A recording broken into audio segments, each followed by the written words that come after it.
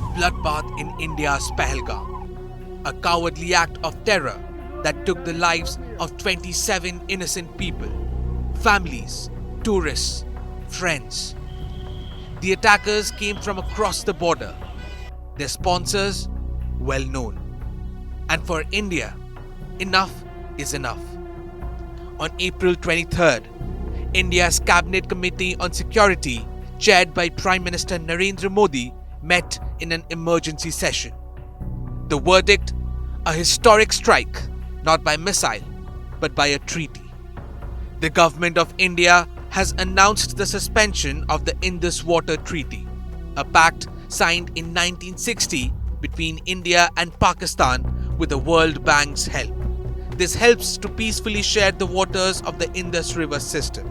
Despite wars in 1965, 71 and Kargil War, despite attacks like the Parliament attack in 2001, 26/11 Mumbai attacks, Pathankot, Pulwama, India never suspended the treaty.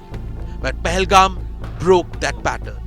The government has called out what the world has long whispered. Pakistan continues to use terrorism as a state policy, and this time, water diplomacy is the weapon of choice. So, what exactly is the Indus Waters Treaty? Think of two neighbors forced to share a river. In 1960, India and Pakistan, with World Bank's mediation, signed a deal to divide the 6 rivers of the Indus water system. India kept the eastern rivers, Ravi, Beas and Satluj. Pakistan got the western rivers, Indus, Jhelum and Chenab. Pakistan's share has 80% of the water flow. These waters sustain Pakistani agriculture, fuel their power grids, and irrigate thousands of square kilometers of farmland. Without them, life in Pakistan's Punjab and Sindh could be parched, both figuratively and literally. Suspending the treaty isn't just a bilateral blow, it's a geopolitical signal. The Indus Waters Treaty was seen as a global model for conflict zone water sharing. India's decision may draw responses from China, which controls upstream sources. It could pressure Islamabad diplomatically or escalate tensions dramatically. But the message is loud and clear.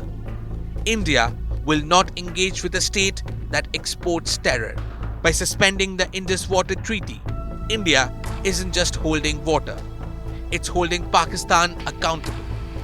And now, the ball is in Islamabad's court. Will it finally drain its terror pipelines or watch its rivers run dry? With Rudrashish Kanjilal, Bureau Report, India Today Global.